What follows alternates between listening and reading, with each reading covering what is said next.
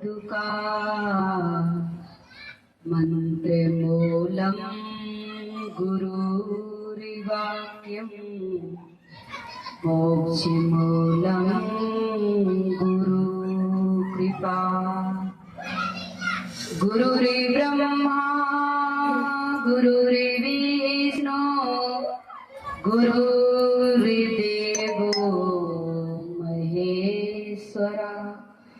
गुरुदेव साक्षात् परब्रह्मा तस्मै श्री गुरुवे नमः। वंदो चरण सरोज गुरु मुदि मंगल आगारे। जैसे वत नर होते हैं भवसागर से पार। हमने अपने आप की दे दी आपको डोर। आगे मर्जी आपकी प्रभु ले जाओ जिस ओर। आगे मर्जी आपकी प्रभु ले जाओ जिस ओर। आप सभी लोग प्रेम से जोर से दोनों हाथों को ऊंचा उठा के प्रभु का जय घोष बोलेंगे। प्रेम से बोलिए श्री सद्गुरुदेव महाराज की जगत जननी श्री माता जी की वृंदावन बिहारी लाल की सियापत रामचंद्र की उमापति महादेव की साचे दरबार की मानव धर्म की। आदरणीय उपस्थित प्रेमीजनों, भक्तमती माताओं, बहनों, भाइयों, परमपिता परमात्मा के पावन श्री चरण कमलों की छत्र छाया में बैठकर आप सभी लोग काफी देर से सुंदर सुंदर भजनों का आनंद ले रहे थे और सत्संग रूपी ज्ञान गंगा में गोता भी लगा रहे थे। कहा एक घड़ी आदि में पुण्याद और तुलसी संगत साधु की कटे कोटि अपराध। कहा कि मनुष्य के जीवन के अंदर पल मात्र का क्षण मात्र का सत्संग मिलता है, संतों का समागम मिलता है, तो कहते हैं कि उसके कई जन्मों के पाप नष्ट हो जाते हैं। लेकिन आज का मानव इस संसार की माया में इतना मस्त है और माया को ही वो सर्वस्व समझता है। लेकिन जितना ही हम माया के पीछे भागते हैं उतना ही माया हाथ नहीं आती। मुझे एक बात याद आई कि एक बार भगवान विष्णु माता लक्ष्मी से कहते हैं कि ये बताओ कि संसार के अंदर तुम्हारे ज्यादा पुजारी हैं या हमारे। माता लक्ष्मी कहने लगी वैसे तो हमारे होंगे, चलो जाकर के देख लेते हैं। अब होता क्या है कि भगवान शिव और भगवान माता लक्ष्मी और भगवान विष्णु दोनों चल देते हैं। और माता लक्ष्मी ने जो है एक साध्वी का भेष बनाया और एक सेठ का दरवाजा खटखटाया और जब उन्होंने दरवाजा खोला तो उनका बड़ा स्वागत हुआ। और जैसे ही भोजन कराने लगे तो माता लक्ष्मी कहती हैं कि मैं भोजन तो जरूर करूंगी पर मैं भोजन अपने बर्तनों में करूंगी। और उनके पास एक थैला था, उस थैले में से उन्होंने सोने की थाली, सोने की कटोरी और सोने का गिलास निकाला। और खाना खाने के बाद वो कहती है कि इन बर्तनों को तुम फेंक दो। व्यक्ति सोचने लगा कि सोने के बर्तन और ये फेंकने के लिए कह रहे हैं। ऐसे ही करते करते रोज वो नए बर्तनों को निकालती हैं और सेठ जी के पास बहुत सारे बर्तन इकट्ठे हो जाते हैं। लेकिन एक दिन क्या होता है कि भगवान विष्णु भी वहां पर आए, वो भी एक साधु का रूप बना करके आए। तो उन्होंने जब सेठ जी का दरवाजा खटखटाया तो उनको भी आदर सत्कार हुआ, लेकिन कहा कि उनके पास कोई सोने के तो बर्तन थे नहीं। एक दिन हुआ, 2 दिन हुआ, सेठ जी सोचने लगे कि इस बूढ़े साधु को मैं रोज रोज भोजन कराऊं, इतना मेहनत करना पड़ता है, इससे अच्छा तो ये साध्वी अच्छी है जो कि मेरे को रोज सोने के बर्तन मिलते हैं। और साधु महाराज को धक्का मार के उन्होंने घर से निकाल दिया। और जैसे ही धक्का मार के घर से निकाला तो माता लक्ष्मी कहती है कि वो साधु महाराज को तुमने घर से निकाल दिया। बोला उनसे आप ही काफी हो और आपकी सेवा सत्कार से ही हमारा कल्याण हो जाएगा।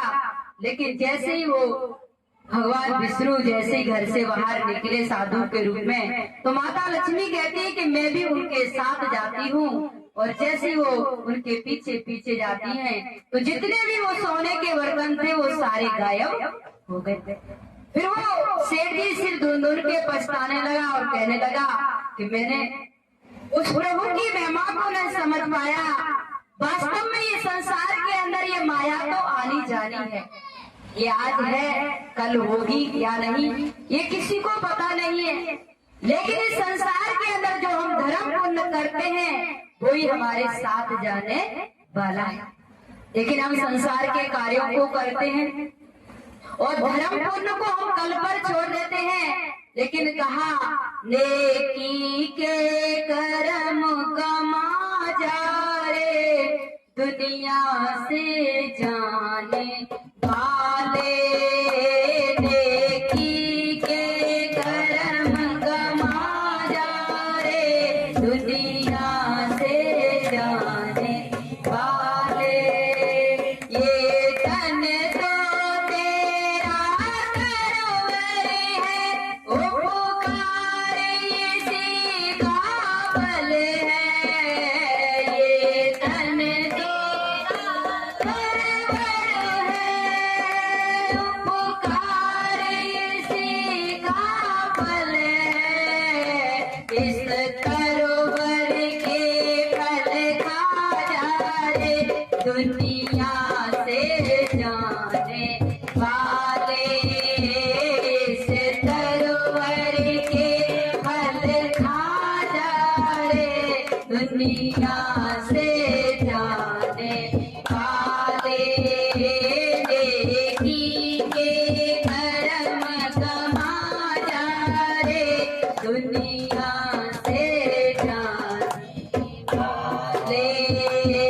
तेरा तन धन अंत छूटेगा और होगा राख का डेरा।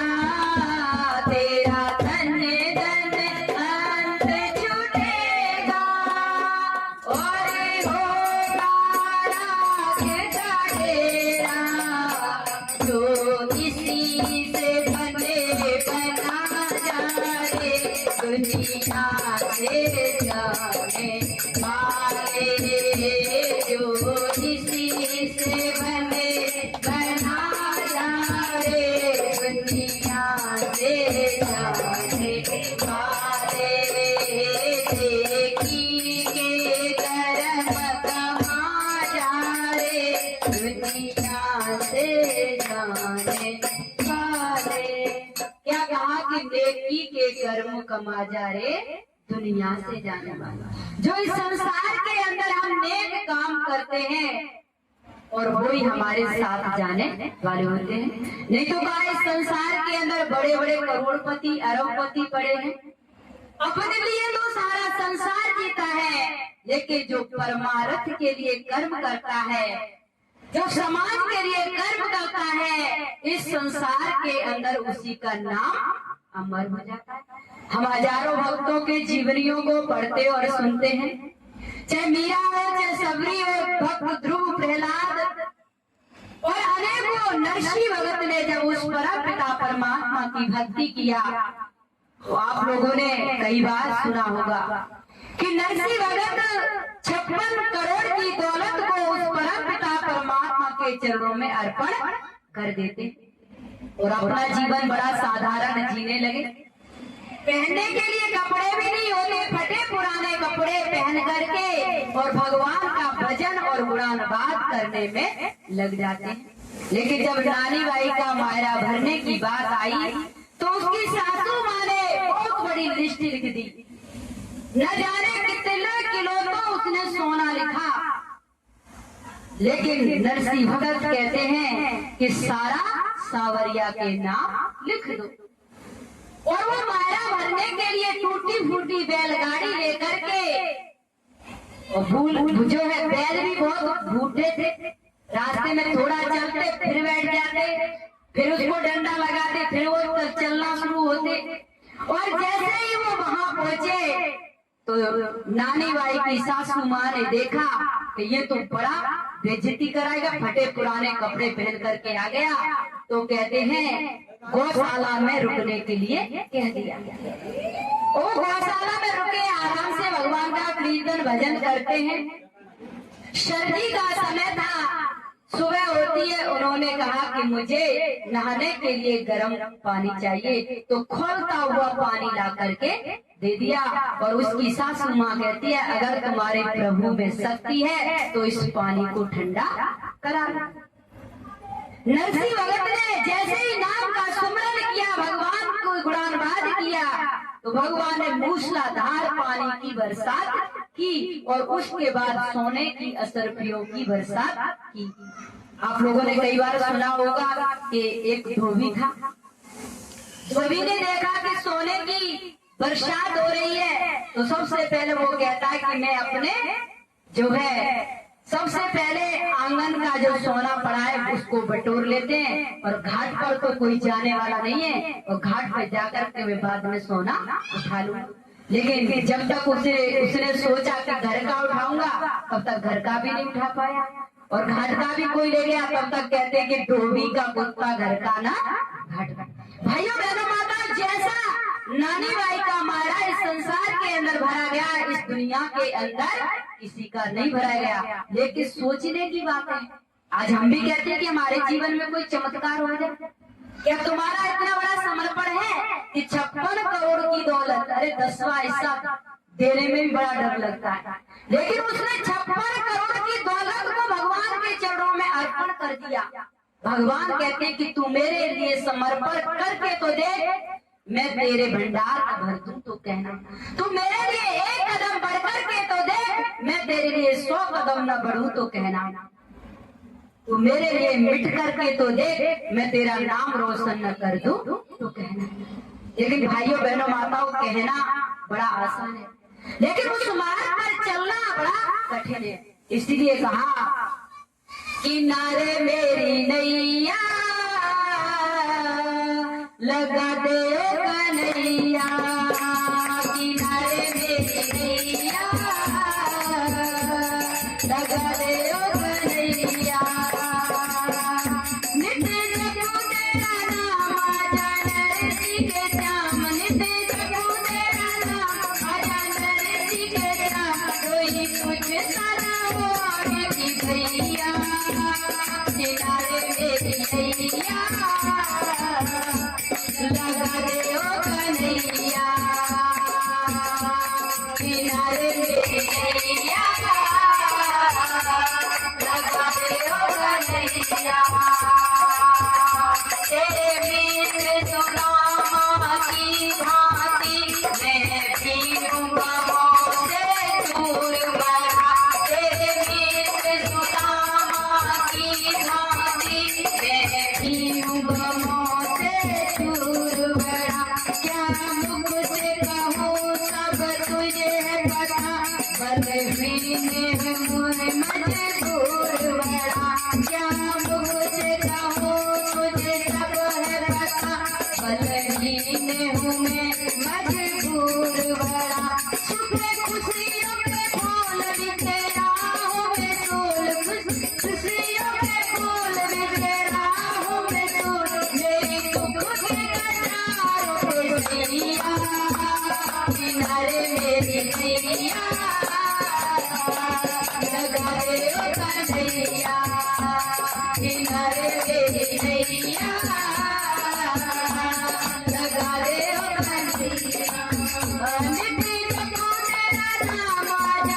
नरसी के श्याम नित्य जपू तेरा नाम। कोई कुछ साना और की भैया किनारे मेरी नैया लगा दे ओ कन्हैया किनारे मेरी नैया लगा दे ओ कन्हैया। रथ हाका जैसे अर्जुन का प्रभु मेरे भी रथवान बनो।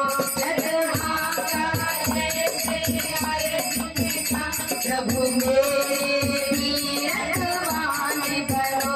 हर गहरी अमृत बन जाए प्रभु ऐसे दया निधान बनो। हर गहरी अमृत प्रभु ऐसे दया निधान बनो। तेरे हृदय गोपाल क्यों मुसीबतों के जाल। तेरे हृदय गोपाल क्यों मुसीबतों के जाल। मेरे तन को चलाए पुरवैया किनारे मेरी नैया लगा दे ओ कन्हैया किनारे मेरी नैया लगा दे ओ कन्हैया। नित्य जपू तेरा नाम आजा नरसी के श्याम। नित्य जपू तेरा नाम आजा नरसी के श्याम। नहीं तुझ सा कोई की भैया किनारे मेरी नैया लगा दे ओ कन्हैया किनारे मेरी नैया।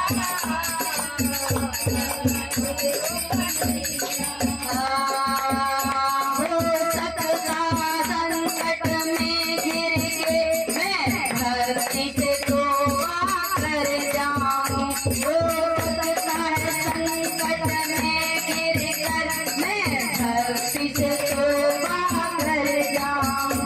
क्या धन्ना भगत के जैसे भी मैं भी जिद करे अड़ जाऊं।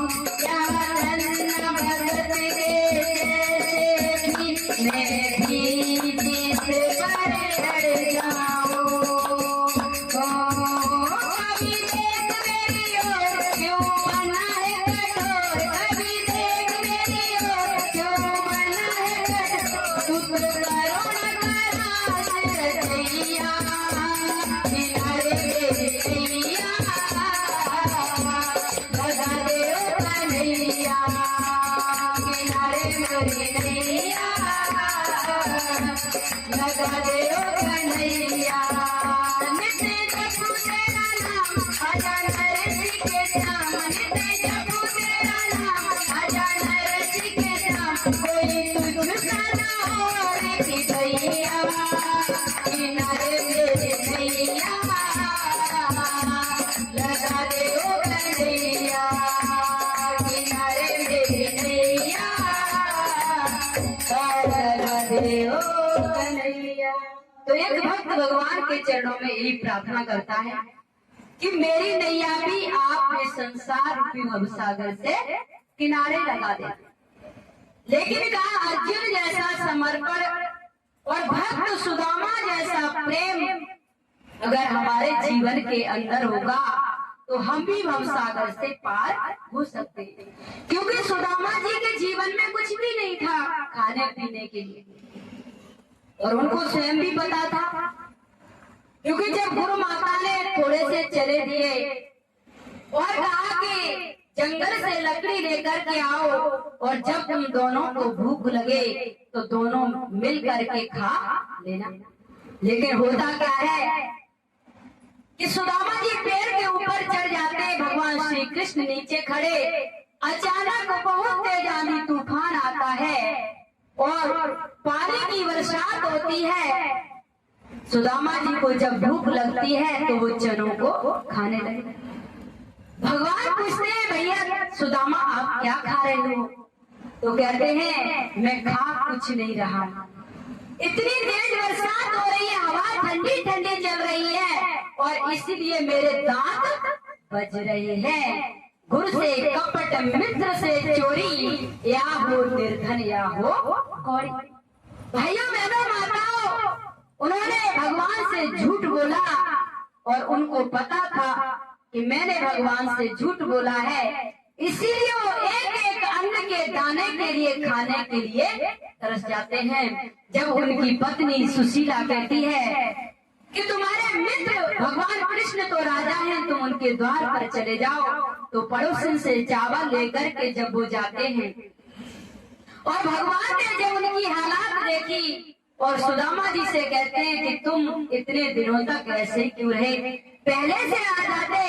लेकिन सुदामा जी कुछ भगवान से मांगते नहीं और भगवान ने थोड़े से चावल खाए और सुदामा जी के भंडारों को भर दिया। आप कौन से भी शास्त्र को उठा करके पढ़ ले, जब तक भक्त ने भगवान की सेवा नहीं किया तब तक उसके भंडार नहीं भरे।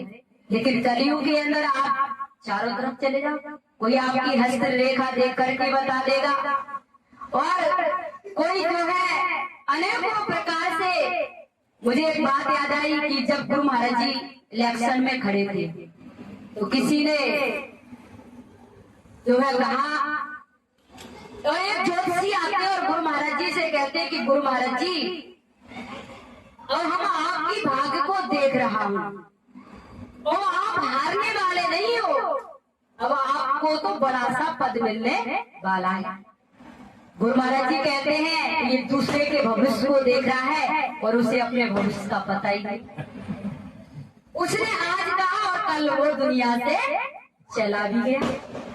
भाइयों बहनों माताओं, तो हम दुनिया के अंदर जो दावा करते हैं वो सारे दावे टूट जाते हैं, लेकिन परमपिता परमात्मा के चरणों में किया हुआ भरोसा कभी धोखा नहीं देता है। तो आज हम संसार के अंदर चमत्कारों में पड़ जाएंगे, लेकिन चमत्कार थोड़े दिन के लिए होते। लेकिन अगर हम कर्म करेंगे तो भगवान श्री कृष्ण ने भी अर्जुन को कर्म करने की शिक्षा दी। कहा, हे अर्जुन तू कर्म कर और फल की इच्छा मत कर, फल को देने वाला तो मैं। आज गुरु महाराज जी भी कहते हैं कि आप लोग कर्म करो, सेवा करो, भक्ति करो, भजन करो, दरबार में आओ और 10 ऐसा गुरु महाराज जी की सेवा करोगे तो आपके जीवन में कोई परेशानी आने वाली नहीं है, क्योंकि पुण्य की जड़ पाताल में और पाप की अस्पताल।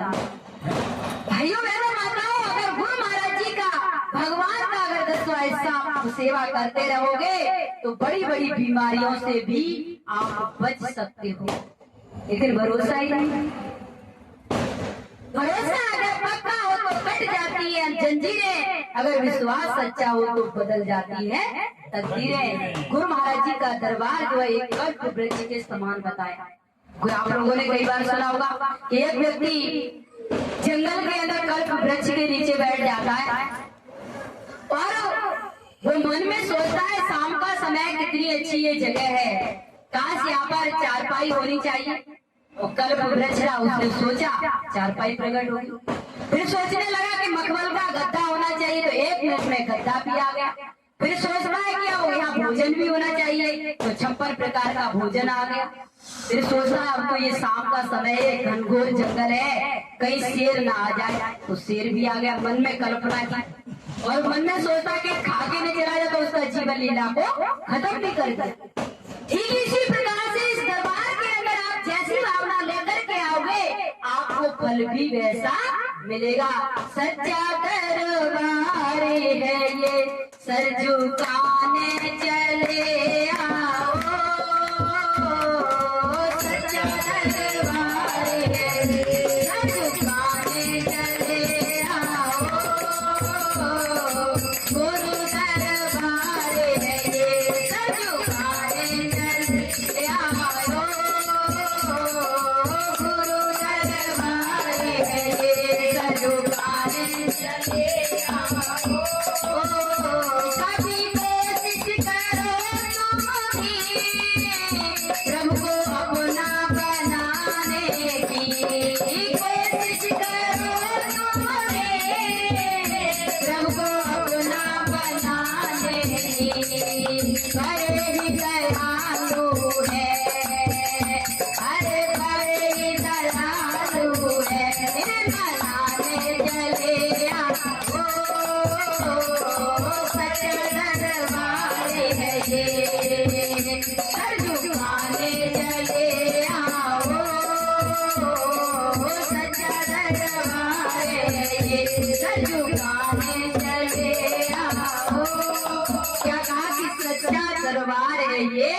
सर झुकाने चले आओ।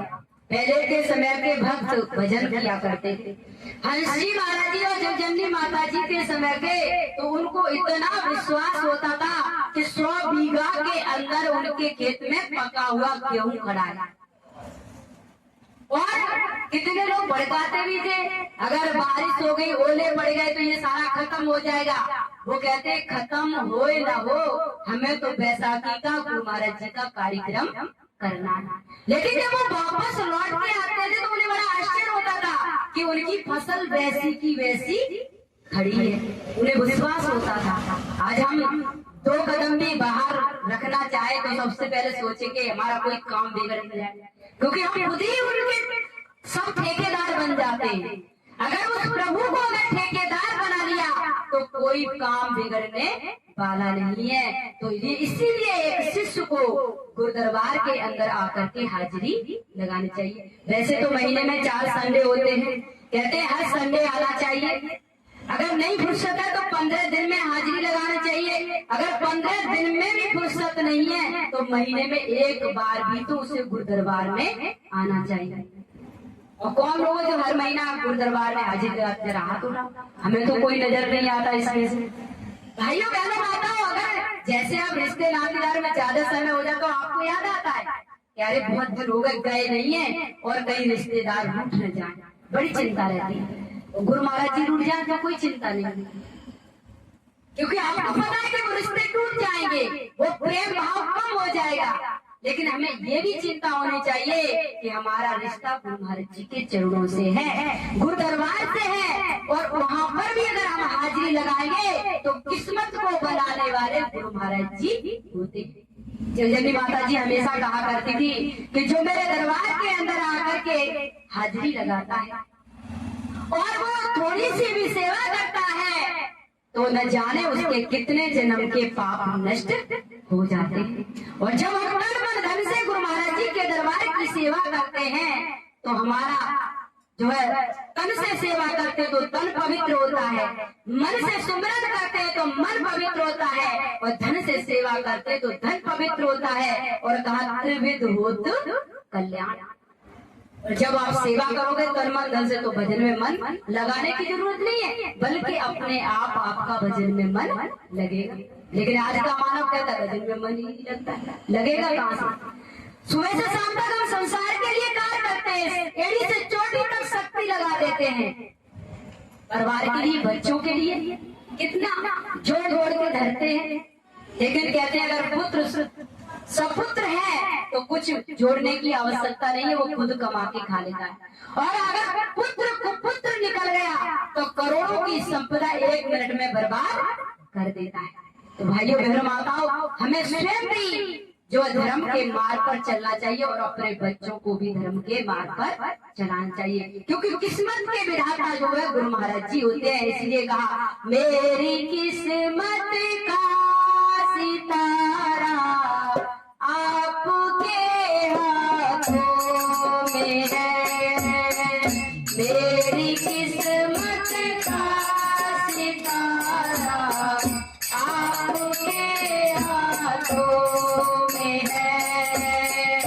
ये प्रभु जीवन हमारा आपके हाथों में है, हे प्रभु जीवन हमारा आपके हाथों में है।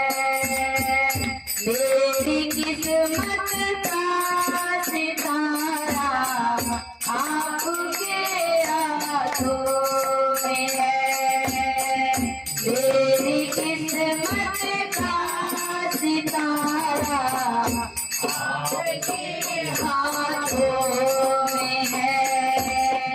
तारी दो या मार दो है ये जीवन आपका, तारी दो या मार दो है ये जीवन आपका।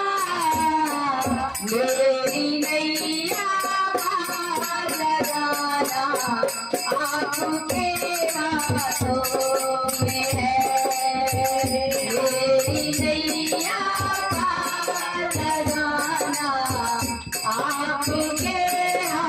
हाथों में है, मेरी किस्मत का सितारा आपके हाथों में है, मेरी किस्मत का सितारा आपके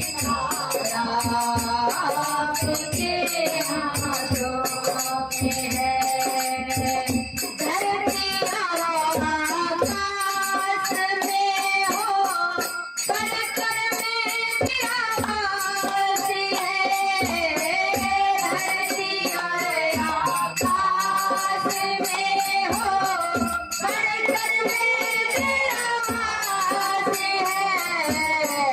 मंदिर में दर्शन देना आपके हाथों में है, मंदिर में दर्शन देना आपके हाथों में है, मंदिर में दर्शन देना आपके हाथों में है।